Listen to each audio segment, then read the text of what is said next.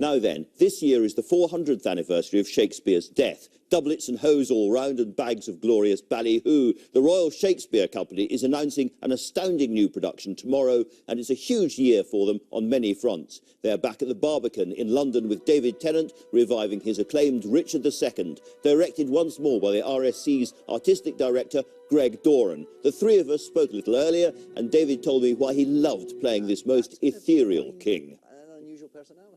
I had forgot myself. Am I not king? Awake, thou sluggard majesty, thou sleepst. Is not the king's name 40,000 names? Arm, arm my name. A puny subject strikes. At thy great glory, look not to the ground. Ye favourites of a king, are we not high? High be our thoughts. I know my uncle York hath power enough to serve our turn.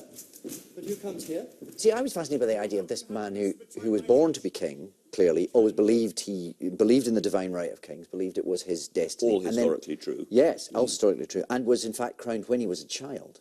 Yeah. So if that's been your life, if you have no,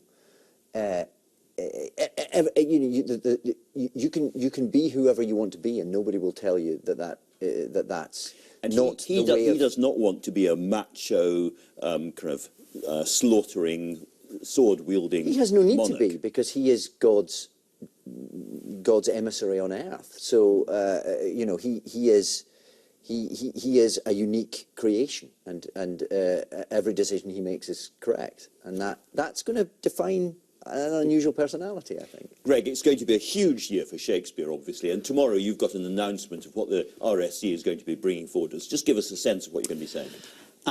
There's something for everybody. We have our flagship production of Midsummer Night's Dream, which is touring the entire UK, picking up Bottom and the Rude Mechanicals, an amateur group in each place to play the Rude Mechanicals, and Titania's fairies, school children all over the country. So school children, amateur actors are going to be working with the RSC with the up professional and down actors of the Fantastic. RSC, and then coming back to Stratford. Cymbeline, directed by Melly Still. The twist is that Cymbeline is the Queen of England, rather than... A bit of gender bending. A bit of regendering. Regendering, is that what we say now? Okay, fair enough. And then the finale of the year is this extraordinary production, I think, of The Tempest. This is the production where you will see the ship sink, Ariel fly, Juno in the mask arrive on her chariot drawn with peacocks. So it's kind of CGI on a live stage. I have no idea how that can work. No, it's a very, very new, innovative technique. And Shakespeare was doing that in 1610, looking at the mask tradition, the Jacobean mask tradition, which had spectacular effects, which had extraordinary lighting effects and stage scenery. And we're looking at what the cutting-edge 21st century technology would be if it was applied to The Tempest. You two have worked together on 3 big Shakespeare, Love's Labour's Lost, Hamlet, very famously, and now this. Are you running out of roles, Greg, for David here? Oh, no. Oh, I've got a few suggestions. No, we've got one or two. You've got one or two. In the pipeline. David is hosting the Shakespeare Show. I want to ask about that. So this is going to be basically a huge knees up on Shakespeare's birthday. Exactly.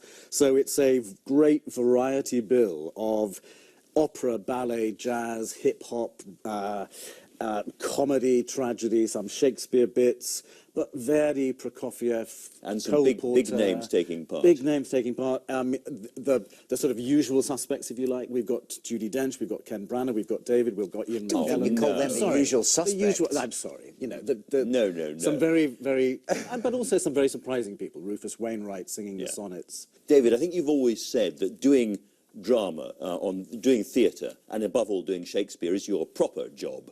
But you've been doing a lot of TV for Netflix in particular last year. But you play possibly the vilest character I have ever seen on television.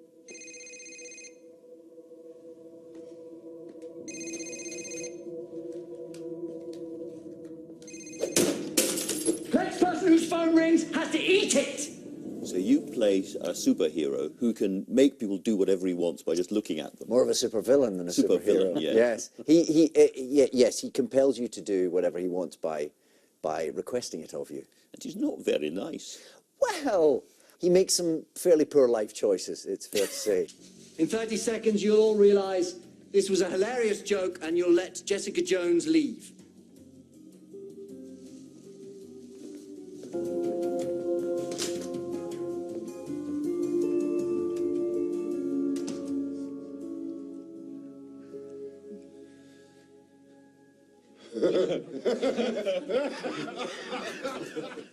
Is this a kind of ticket to Hollywood next? I mean, that seems to be the way lots of people go. They get onto Netflix, they become incredibly famous in the States, Yes. and then the next stage is the really big blockbuster films. I never really think of it that way. I sort of, it was a great script, and yes, it's certainly true that working for Marvel and working for Netflix, they do feel like two of the sort of biggest entertainment franchises around at the moment. So a pleasure to work for them, but more importantly for me, just to work on a great story. And I can see Greg Doran looking at you and thinking, but you're be well going to come back to the RSC again and again and I again. hope so, Don't yeah. get ideas above yourself. Is that right?